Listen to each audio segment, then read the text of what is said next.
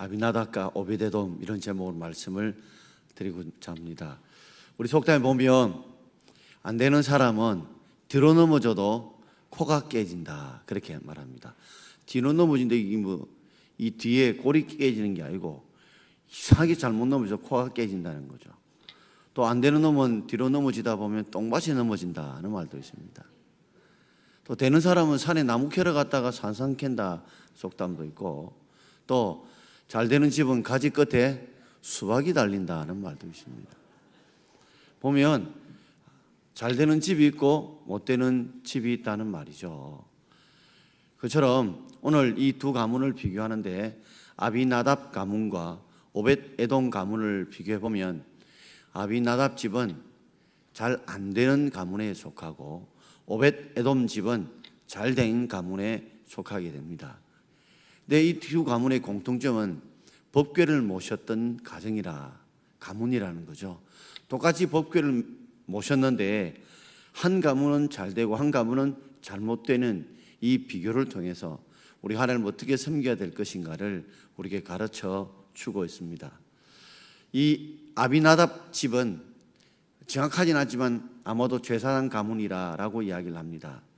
제사장 가문인데 제사장 가문에서 이 법궤를 얼마 동안 모셨느냐, 약 70년 이상을 모셨다고 추정하고 있습니다.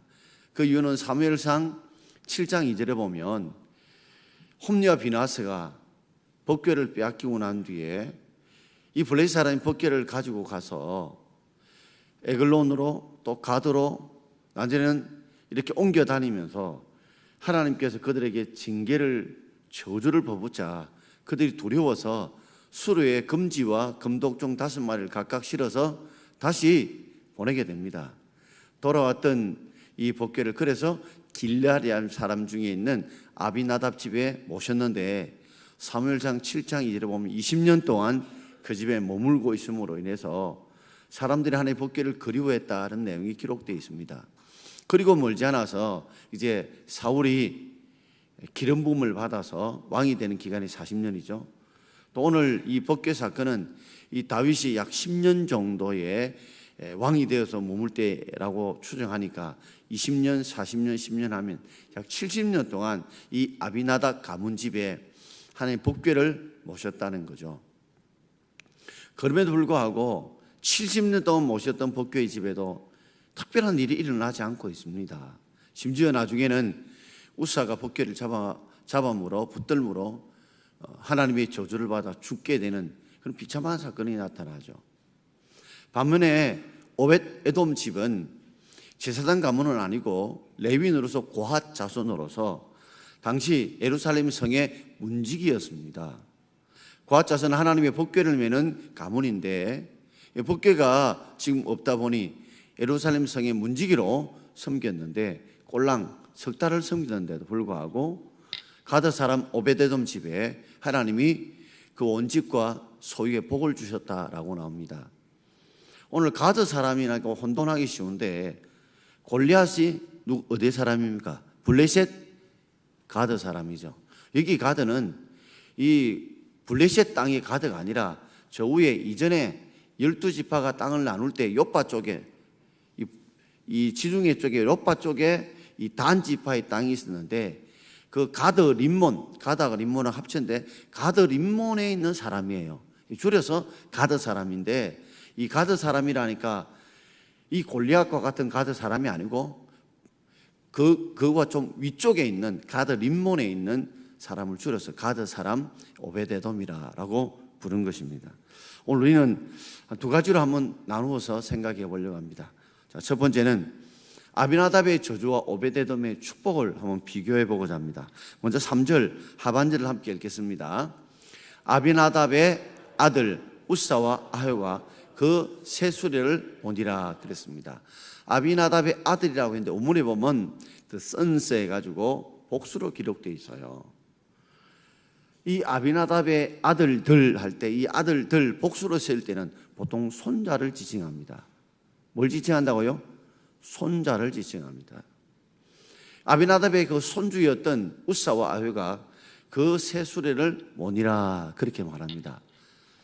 자, 우리가 이렇게 추정할 수 있는 이유는 사무엘상 7장 1절을 한번 읽어보시면 우리가 좀 더 쉽게 이해가 될 줄 압니다. 자, 7장 1절 읽겠습니다. 길르앗 사람들이 와서 여호와의 궤를 옮겨 산에 사는 아비나답의 집에 들여놓고 그의 아들 엘리야사를 거룩하게 구별하여 여호와의 궤를 지키게 하였더니 블레셋으로부터 법궤가 돌아왔습니다. 돌아와서 어디에 모셨다고요? 길르앗 사람들이 지방에 있는 그 사람들이 여호와께를 옮겨서 산에 있는 아비나답의 집에 모시게 됩니다. 아마도 이 아비나답이 제사장 가문이었기 때문에, 아론 제사장 가문이었기 때문에 법궤를 모시게 한 것 같습니다. 그 아들이 누구라고요? 엘리아살이 나옵니다. 그리고 7장 2절에 20년 동안 모셨다는 게 나오죠. 그러니까 아비나답의 아들은 엘리아살이고요. 그리고 70년 흘러가서 나오는 오늘 아비나답의 아들 우사와 아효는 뭐라고요? 원문에 보면 선세가, 이거는 손주입니다. 이해가 되시나요? 자, 70년 동안 법궤를 모셨는데 이제 70년 후에 다윗 왕이 다윗성으로 법궤를 모시고 가려고 합니다. 70년 동안 모셔도 이 아비나답이 하나님이 어떤 복을 주셨다는 사실이 성경에 전혀 기록이 없는데, 꼴랑 석 달 모셨던 오베데돔에는 하나님이 그와 그 온 집의 소유에 복을 주셨다고 기록해 놓고 있죠. 자, 사무엘하 6장 11절을 우리 함께 읽겠습니다. 여호와의 궤가 가드 사람 오베데돔의 집에 석 달을 있었는데 여호와께서 오베데돔과 그 온 집에 복을 주시니라. 꼴랑 석 달밖에 이 법궤 하나님의 궤를 모시지 않았는데 불구하고 여호와께서 오벳에돔과 그 온 집에 복을 주셨다고 기록하고 있습니다. 구체적으로 오벳에돔에게 어떤 복을 주셨는지, 그 온 집에 어떤 복을 주셨는지 성경에 나타나지 않습니다. 메토리라는 이 주석가는 말하기를, 그렇지만 이 법궤를 이 석 달 동안에 오벳에돔 집에 여호와께 복을 주는 것을 주위 사람들과 그리고 다윗이 들었다는 걸 보면 아마도 그의 집에, 자녀들에게, 그의 소유에, 그의 농사에, 그의 목축에 하나님이 풍성한 복을 주셨던 것을 주위 사람들이 확인할 수 있을 정도로 주어진 것이 아닌가라고 추측할 뿐입니다. 어쨌든 석 달을 오벳에돔 집에서 하나님의 궤를, 하나님을 모셨는데 하나님이 오벳에돔과 그 집 온 소유에 복을 주시자. 비교가 되잖아요. 아비나답이 약 70년 동안 하나님의 궤를 모시고 하나님을 섬겼는데 전혀 어떤 복을 받았다는 기록이 나오지 않는데, 그게 정말 비교할 수 없는 280분의 1밖에 되지 않는 꼴랑 석 달을 섬겼는데 오벳에돔과 그 온 집에 소유에 하나님이 복을 주셨다. 하나님이 왜 이렇게 불평할까라고 생각할지 모르지만 우리가 하나님을 어떻게 섬기냐는 게 중요한 거죠. 기간이 중요한 것이 아니라 우리가 어떻게 섬기라는 것이 중요하다는 것을 우리에게 가르쳐 주고 있습니다. 자, 두 번째로 왜 하나님께서 오벳에돔과 그 온 집에 복을 주셨을까? 왜 하나님께서 복을 주셨을까? 이제 우리 차근차근 한번 이제 15절까지 말씀을 읽으면서 한번 살펴보려고 합니다. 자, 6절 7절을 먼저 한번 읽어보겠습니다. 그들이 다곤의 타작마당에 이르러서는 소들이 띠므로 우사가 손을 들어 하나님의 궤를 붙들었더니 여호와 하나님이 우사가 잘못함으로 말미암아 진노하사 그를 그곳에서 치시니 그가 거기 하나님의 궤 곁에서 죽으니라. 그들이 나곤의 타작마당에 이르러서 소들이 뛰었다. 그러니까 우사와 아효, 아비나답 집에 손주던 우사와 아효가 어떻게 법궤를 옮겼냐? 바로 수레에다가 앞에 소들이 끌고 그 수레에다가 법궤를 얹어서 그렇게 법궤를 옮기게 되었는데, 법궤를 끌고 가던 소들이 놀라가 뛰니까 어떻게 됩니까? 뒤에 수레가 들리게 되죠. 들리면서 법궤가 뒤로 밀려 나오게 됩니다. 그러니 어쩔 수 없이 아효가 앞에서 끄고 우사가 뒤에서 따라갔는데 법궤가 뒤로 넘어지니까 어쩔 수 없이 뒤에 지키고 있던 우사가 떨어지는 법궤를 할 수 없이 막으려고 하다 보니까 법궤에 뭐요? 붙들었어요. 붙들었는데 여호와 하나님의 우사에 뭐로 인하여? 잘못됨으로 인하여서 뭐 하셨다고요? 진노하셔가지고 그를 그곳에서 치셨어요. 어떻게 치십니까? 여호와께 죽이심으로 치셨어요. 돌아보면 참 우사는 억울합니다. 자기 잘못이 아니지요. 소들이 벌떡 뛰었어요.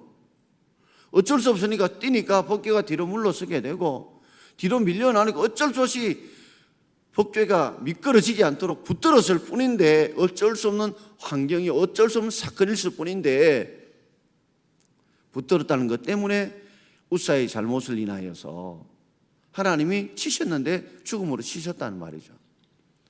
그 말은 결국에는 시작부터 잘못됐다는 거죠. 시작부터 잘못됐다는 거죠. 아비나답의 우사와 아비가 처음 시작부터 법궤는 어깨에 메고 오는 것이지 수레에 메고 오는 것이 아닌데 첫 시작부터 그들이 잘못했다는 것을 하나님께서 오늘 우리에게 이 죽음을 통해 가르쳐 주는 것입니다. 지금 죽음의 상황은 정말 어쩔 수 없는, 정말 쓸 수 없는 상황이지만 그러나 시작 자체가 법궤를 수레에 몰고 오는 게 아니었어요. 어깨에 메고 가는 것이었기 때문에 그렇습니다. 그들이 뭘 보고 그랬을까요? 블레셋에서 이 법궤가 올 때 어떻게 해요? 수레에 몰고 왔거든요. 그거 보고 그거 듣고 세상적인 방법을 따라서 하다가 결국에는 하나님께서 이게 잘못됐다는 것을 깨우치시기 위해서 소들을 뛰게 만드시고 그러므로 첫 시작을 잘못했던 바로 우사를 하나님이 쳐서 죽이심으로 하나님의 율법을 바로 가르치고자 하는 이유가 바로 우사의 죽음을 통해서 우리에게 가르쳐 준다는 거죠. 자, 출애굽기 25장 14절을 한번 읽어보겠습니다. 그 채를 궤 양쪽 고리에 꿰어서 궤를 매게 하고, 자, 법궤가 있으면 법궤에 뭐예요? 양쪽에 동그라만 이 채가 있습니다. 거기에다가 봉을 끼워서 어떻게 해요? 레위, 고핫 자손 레위인들의 어깨에 뭐요? 메고 궤를 옮기게 되어 있어요. 누가요? 고핫 자손이 법궤를 어디에요? 어깨에 어떻게 해요? 메고서 옮기게 되어 있다는 게 성경에 기록되어 있거든요. 한 군데만 더 볼까요? 민수기 4장 15절 같이 읽읍시다. 진영을 떠날 때 아론과 그 아들들이 성소와 성소의 모든 기구를 덮는 일을 마치거든 고핫 자손들이 와서 뵐 것이니라. 그러나 성물은 만지지 말라. 그들이 죽으리라. 지성소와 성소에 있는 모든 성전 기물은요, 아론 제사장들만 거기에서 이렇게 정리하고 묻고 할 수 있어요. 단지 고핫 자손은요, 어깨에 맬 뿐입니다.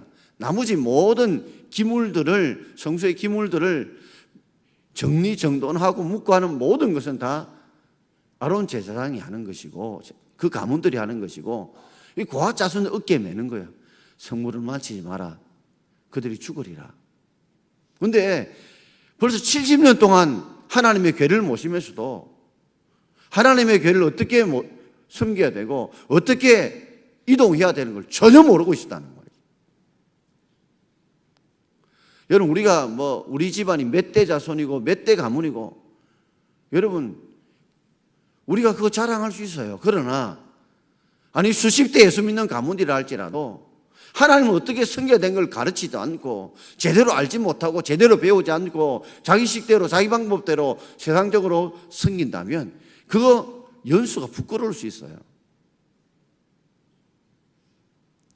70년 동안 아비나답 집에 하나님의 궤를 모시면서도 분명히 성경 여러 군데에 하나님의 궤를 어떻게 모셔야 되고 누가 모셔야 되고 어떻게 모셔야 된다는 걸 다 기록함에도 불구하고 그걸 읽지도 않고 알려고 하지도 않고 배우려고도 하지 않고 순종하지도 않았다는 것을 우린 70년의 기간 동안에 아비나답 집에 뭘 했다는 걸 대충 알 수 있다는 말이에요. 이거 하나님 앞에 그저 법궤만 덩그렇게 모시고 있었지 하나님의 말씀을 연구하고 하나님을 기쁘시게 하려고 예수를 배우려고 하는 노력들이 전혀 없었다는 말이에요. 이렇게 우리가 유추해 볼 수 있는 것이죠. 그러나 반면에 오베데돔 집을 보십시오. 자, 9절과 10절을 우리 함께 읽겠습니다. 9절 10절 시작. 여호와의 궤가 어찌 내게 오리요 하고 다윗이 여호와의 궤를 옮겨 다윗은 자기에게로 미어가기를 절기하지 아니하니 가드 사람 오베데돔의 집으로 미어간지라. 그날이 언제입니까? 하나님의 법궤를 이제 소들이 몰고 그러다가 소가 놀라가지고 위로 뛰자 수레가 뒤로 밀리면서 법궤가 뒤로 밀려 내려오니까 우사가 법궤를 붙들다가 하나님이 치심으로 죽었던 그날, 그래서 그곳을 베레사 우사, 하나님이 우사를 치셨다는 것이죠. 그날에 이 잔치집 분위기가 졸지에 장례식집 분위기로 바뀌죠. 초상집 분위기로 바뀝니다.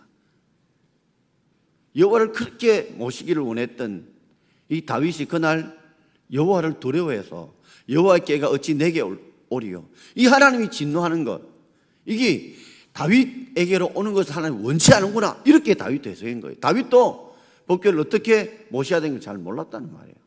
그러니까 우사의 죽음을 통해서 다윗이 한방 깨달은 것은 하나님 내가 모시는 걸 원치 않은구나, 이렇게만 생각한 거예요. 그 다음은 지금 베레사 우사라는 그 지역에서 여호와의 궤가 덩그러니 남겨져 있습니다. 사람들이 모두 벌벌 떨어요. 왜요? 법궤를 손댔다는 것 때문에 바로 죽은 거. 마치 우리가 이 천둥번개가 내리치가지고 감전대가 죽는 것처럼 그렇게 죽는 걸 보니까 어느 누구도 법궤를 미어가기를 원하지 않습니다. 그런데 가드 사람, 이 가드 림몬의 단지파의 레위인으로 있던 가드 림몬 사람 그 오베데돔이, 그가 고앗 자손이니까 그들은 알았을 거예요. 왜? 우리는 법궤를 어깨에 짊어매야 된다는 알았던 가문일 거예요. 그래서 어땠지 모르지만 아마도 어깨를 메고 집으로 뭐요? 매어 간지라 나오죠. 집으로 모았다고요? 매어 간지라. 그 말은 뭐요? 수레로 몰고 간 게 아니에요. 뭐요? 어깨에 메어 갔다는 거예요. 이 고앗 자손은 그걸 알은 거예요. 왜요? 대대로 우리가 하나님의 법궤를 이제 우리가 모시지 않으니까 광야처럼 모실 가지 않고 그대로 모셔 있다가 있었지만 그 가문은 뭐요? 이것은 법궤는 수레로 몰고 가는 게 아니고요, 뭐다? 어깨에 메고 간다. 그래서 어깨란 말이 없지만 집으로 메어 갔다는 말이에요. 어깨로 메어 갔다는 말이에요. 정확하게 그들은 오베데돔 가문 사람들은 그걸 알았다는 거예요. 자, 그리고 난 뒤에 11절 한번 보십시다. 자, 11절입니다. 여호와의 궤가 가드 사람 오베데돔의 집에 석 달 있었는데 여호와께서 오베데돔 그 온 집으로 복을 주시니라. 할렐루야. 석 달 동안 겨우 모셨는데, 석 달밖에 안 모셨는데, 그런데 하나님 오베데돔과 그 온 집에 복을 주셨어요.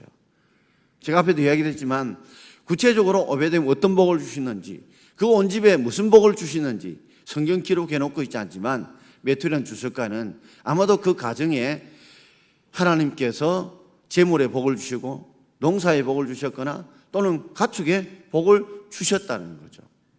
그 사실을 주위 사람들이 알게 된 거, 소문이 퍼지게 된 겁니다. 이야, 놀랍게도 오베데돔 집이 하나님의 궤를 모시고 하나님을 섬겼더니 하나님이 그 온 집에 복을 주셨더라. 그 소문이 퍼져나가게 된 거예요. 마치 이삭이 하나님 말씀에 순종할 때 그의 농사에 100배의 복을 주신 것처럼 이런 복을 주셨다는 것이 소문이 확 퍼져나가니까 12절 같이 읽어봅시다. 12절입니다. 어떤 사람이 다윗 왕에게 아뢰어 이르되 여호와께서 하나님의 궤로 말미암아 오벳에돔의 집과 그의 모든 소에 복을 주다 한지라.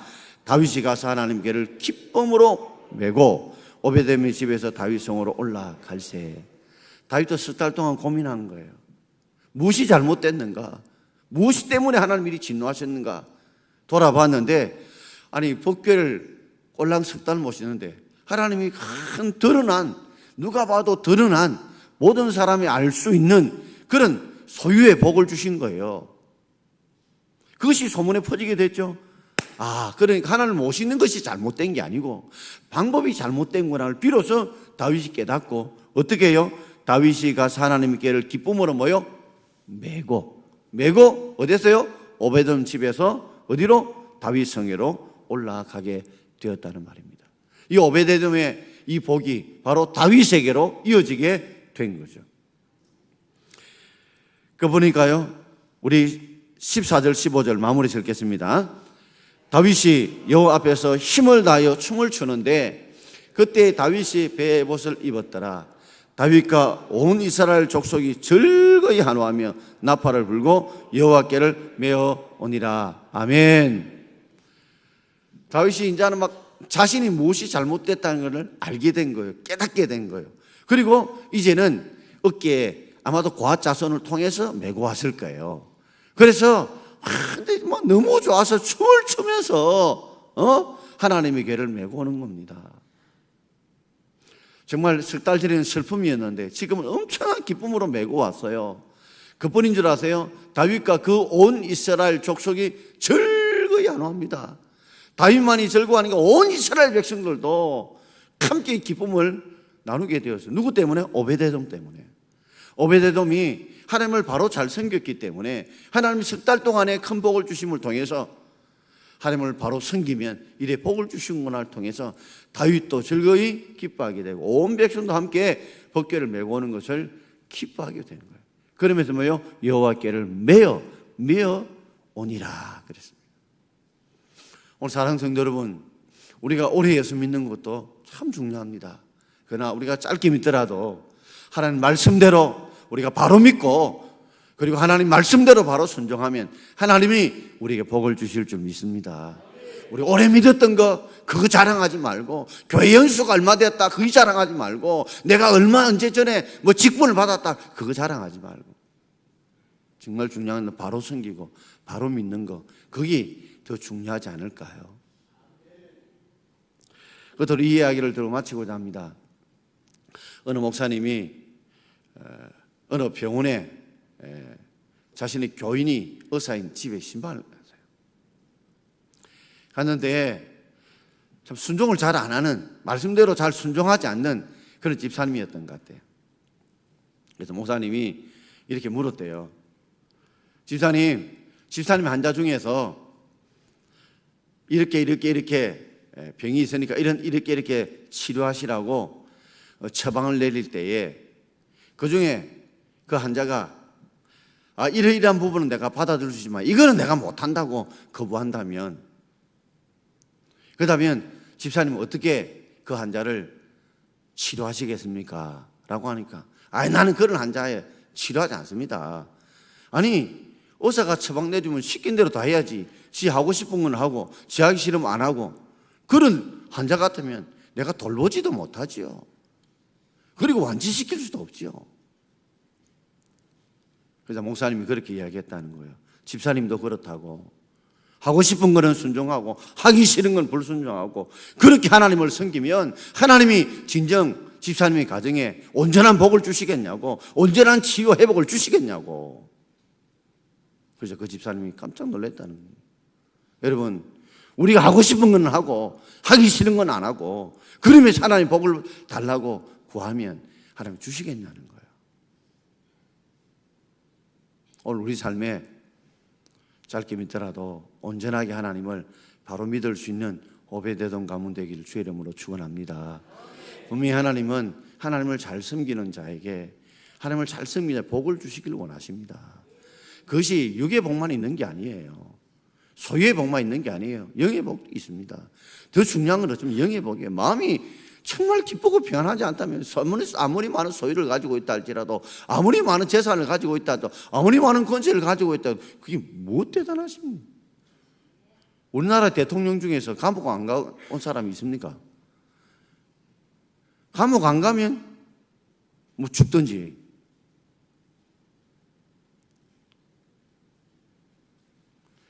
여러분, 세상에 큰 대단한 권세를 누리고 재물을 누린 것보다도 우리가 하나님을 바로 섬길 때에 그 주시는 그 참 평안과 기쁨을 오늘 누릴 수 있도록, 석 달을 섬겨도, 단 한 달을 섬겨도, 단 한 번의 예배를 드려도 주님이 기뻐할 만한 예배를 드림으로, 예배 가운데 하나님이 여러분과 여러분 소유의 복을 주시길 원하고 여러분의 기도에 응답을 주시길 주의 이름으로 축원드립니다. 기도하겠습니다. 주신 말씀 생각하면서 합심해서 한 2분간만 하나님